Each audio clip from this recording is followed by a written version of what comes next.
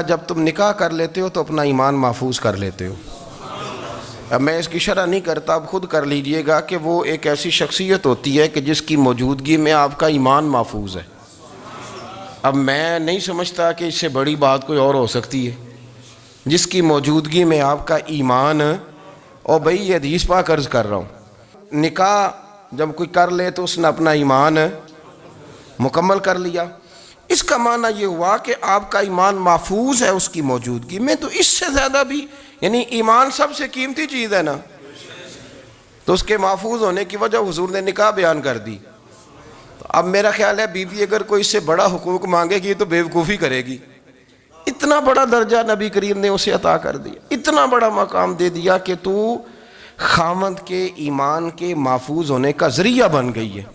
عورت کو جو حقوق رسول کریم صلی اللہ تعالی علیہ وسلم نے عطا فرمائے، نبی پاک نے جو حقوق دیے، دیکھیں نا، حضرت عبداللہ ابن عمر رضی اللہ تعالیٰ عنہ کی اہلیہ بیمار تھی، تو جلدی جلدی سے وہ آئے، تو جب بہت جلدی ہو، سفر بڑا شدید تھا، تو آپ نے جلدی سے نماز ادا کی، جلدی سے چلے۔ آپ کے خادم کہنے لگے حضور خیریت ہے؟ فرمایا میری بیوی بیمار ہے۔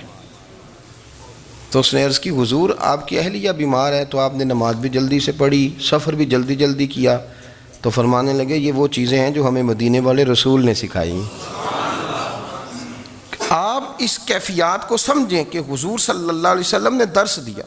اور پھر ایک اور بہت بڑی بات، یہ فضیلت کسی اور کو نہیں دی، جو عورت کو حضور نے فضیلت دی، یہ فضیلت کسی اور کو نہیں دی۔ کبھی حضور نے فرمایا کہ تمہارا ابا تمہارے ساتھ بہت سخت رویہ کرے تو تم نے اس کو اس سختی پر داد دینی ہے؟ فرمایا چلو اگر وہ زیادتی بھی کرے تو تم نے اس کے ساتھ سلوک اچھا ہی کرنا ہے۔ لیکن آپ ایک بات کو سمجھے نا، کہ بچے کے بارے میں، بیٹے کے بارے میں، بیٹی کے بارے میں فرمایا 10 سال کے ہو کے نماز نہ پڑھیں تو سختی کرو،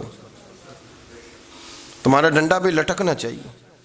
بہت ساری جگہوں پہ بہت سارے لوگوں کے لیے سختی کا حکم دیا، لیکن عورت کے لیے حضور نے جو جملے کہے، اصل میں ہم سمجھتے ہیں کہ یہ ایک بات ہے، مشہور ہو گئی ہے روایت حدیث، تو بس اس کے پس منظر پر اور جملوں کے حسن پر شاید معاذ اللہ غور کرنے کی ضرورت نہیں، ذرا اس لفظ کی تاثیر پر غور کریں۔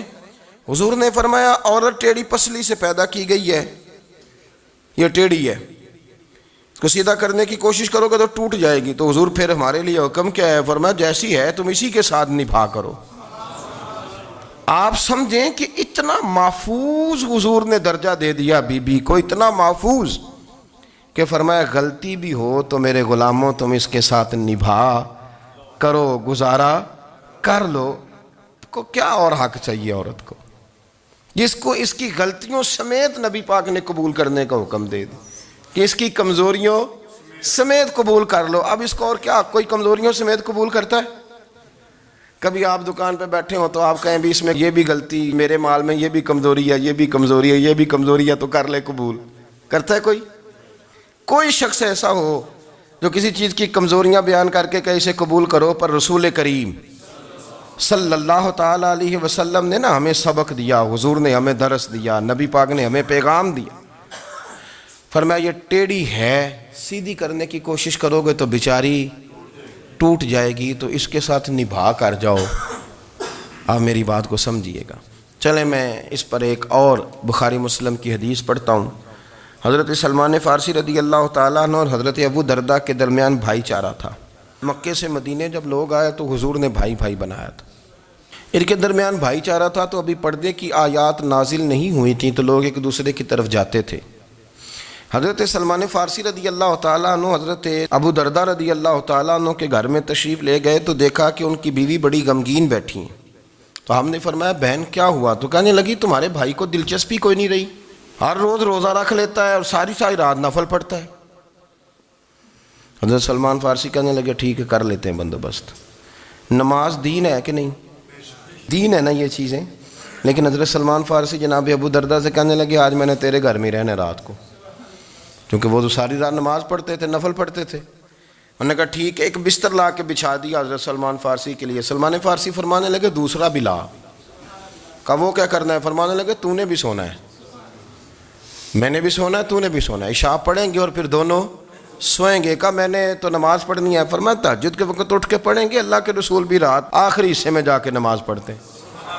ادھر ساتھ سلا لیا. وہ تھوڑی کو دیر سوئے, اب عادت تھی ساری رات اٹھنے کی, ذرا اٹھنے لگے بستر سے تو حضرت سلمان فارسی فرمایا چپ کر کے سو جا, وہ بڑی رات پڑی ہوئی, چپ کر کے سو جا. وہ لیٹ گئے, پھر اٹھنے لگے تو فرمایا سو جا چپ کر کے, بڑا ٹائم ہے. سحری کے وقت اٹھے, نفل پڑھے. ان کا ارادہ تھا روزہ رکھنے کا, تو فرمانے لگے کل رکھا تھا نا نفلی روزہ, جی رکھا تھا, پرسوں بھی رکھا تھا, ترسوں بھی رکھا تھا. فرمایا آج نہیں رکھنا, آج میں تیرا مہمان ہوں, سارا دن کٹھے مل کے روٹیاں کھائیں گے, آج نہیں روزہ رکھنا. سلا دیا. اب حضرت ابو درداء رضی اللہ تعالیٰ عنہ کہہ تو کچھ نہ سکے, پر کہنے لگے سلمان تم پتہ تم کیا کر رہے ہو, نہ تم نے مجھے رات اٹھ کے زیادہ نفل پڑھنے دیے, سویرے روزہ نہیں رکھنے دیا. تو حضرت سلمان فارسی کہنے لگے کوئی لمبی بات تو نہیں نا, چلتے ہیں نا ابھی فجر میں مسجد نبی میں, تو نبی پاک کو بتاتے ہیں. سرکار دو عالم علیہ السلام کی خدمت میں تو اپنی بات کرنا, میں اپنی کروں گا, حضور نتیجے کا اعلان فرما دیں گے, بات طے ہو جائے گی. حاضر خدمت ہوئے, عرض کی یا رسول اللہ صلی اللہ تعالیٰ علیہ وسلم یہ ساری رات نفل پڑھتے ہیں, ہر روز روزہ رکھتے ہیں, ان کی اہلیہ غمگین بیٹھی ہیں, حکم فرمائیں. تو نبی پاک صلی اللہ علیہ وسلم نے فرمایا پھر ہوا کیا؟ یا رسول اللہ میں نے رات سلایا ہے, سحری میں اٹھایا ہے, سویرے روزہ نہیں رکھنے دیا. نبی پاک نے فرمایا سلمان فارسی نے ٹھیک کیا ہے, سلمان فارسی نے ٹھیک کیا. پھر حضور نے فرمایا, نبی کریم نے فرمایا ابو درداء تیرے اوپر اگر اللہ کا حق ہے, اس کے رسول کا حق ہے, دین کا حق ہے, تو فرمایا تیری آنکھ کا بھی تیرے اوپر حق ہے, تیرے وجود کا بھی تیرے اوپر حق ہے. یہ حضور نے فرمایا تیرے بچوں کا بھی تیرے اوپر حق ہے, تیری بیوی کا بھی تیرے اوپر حق. اس حق کو بھی سمجھے, حقوق اللہ بھی ہیں, پر تیری آنکھ کا بھی تیرے اوپر. کیا مانا کہ تیری آنکھ سونا چاہتی ہے تو اسے سلا بھی, تیرے وجود کا بھی تیرے اوپر حق ہے, تو تیرا وجود آرام کرنا چاہتا ہے تو اسے آرام بھی کرا. اور پھر وہاں نبی پاک صلی اللہ علیہ وسلم نے فرمایا میں تم سب, سننا یہ لفظ حدیث کے, حضور نے اسی موقع پر فرمایا میں تم سب سے زیادہ اپنے رب کو جانتا ہوں اور میں تم سب سے بڑھ کر اپنے رب سے ڈرتا ہوں. حضور فرمانے لگے میں روزہ بھی رکھتا ہوں, افطار بھی کرتا ہوں, یعنی کبھی رکھتا ہوں اور کبھی نہیں رکھتا. فرمایا میں نفل بھی پڑھتا ہوں اور اپنی بیویوں کو وقت بھی دیتا ہوں. سرکار مسجد میں بھی آتے تھے, نواسوں کے ساتھ کھیلا بھی کرتے تھے, ان کے ساتھ پیار بھی کرتے تھے. تو اتنے بڑے حقوق حضور نے بیان فرمائے عورتوں کے کہ تمہاری بیوی کا بھی تمہارے اوپر. لو ایک حدیث بخاری کی اور یہاں بیان کر دیتا ہوں. ایک شخص نے آ کے عرض کی یا رسول اللہ صلی اللہ تعالیٰ علیہ وسلم جہاد کے لیے تیاری ہو گئی ہے, صفیں بن رہی ہیں, مجاہدین کی تیاری ہے, تو میرا بھی نام لکھ دیا گیا ہے مجاہدوں کی لسٹ میں, لیکن یا رسول اللہ صلی اللہ تعالیٰ علیہ وسلم میری بیوی نے حج کی تیاری کر لی ہے اور میرے دوستوں نے, صحابہ نے میرا نام مجاہدین کی لسٹ میں لکھ دیا, تو میرے لیے کیا حکم ہے؟ یہ بخاری مسلم ہے. تو نبی پاک صلی اللہ تعالیٰ علیہ وسلم نے فرمایا جہاد پہ کوئی اور چلا جائے گا تو بیوی کے ساتھ حج کرنے جا, اسے محرم کی ضرورت ہے, وہ تیرے بغیر کیسے جائے گی؟ مجاہدین کو تو اور مجاہد مل جائے گا, پر تو اپنی بیوی کے ساتھ جانا. نبی پاک صلی اللہ علیہ وسلم نے مرد کو محافظ بنایا ہے, عورت کو مرد کا قیدی نہیں بنایا, بلکہ عورت کو حفاظت عطا کی اور مرد کو اس کا محافظ بنایا. اب بچیاں آزاد ہونا چاہتی ہیں اور آزادی بھی وہ والی کہ او بھائی یہ بھائی ہوتا تو اس سے نکاح ناجائز ہوتا, اب چونکہ اللہ نے اس کے ساتھ نکاح کو حرام رکھا ہے تو یہ تمہارا بھائی ہو سکتا. میرے رسول کریم صلی اللہ علیہ وسلم نے فرمایا سور نجس العین ہے, کتا بالکل ناپاک نہیں ہوتا, کتا بھیگ جائے تو بعد اوقات ناپاک ہوتا ہے, یا کتے کے منہ سے تھوک نکلے تو ناپاک ہوتی ہے. سور نجس العین ہے, پورا ناپاک, خشک بھی ہو تو ناپاک ہے.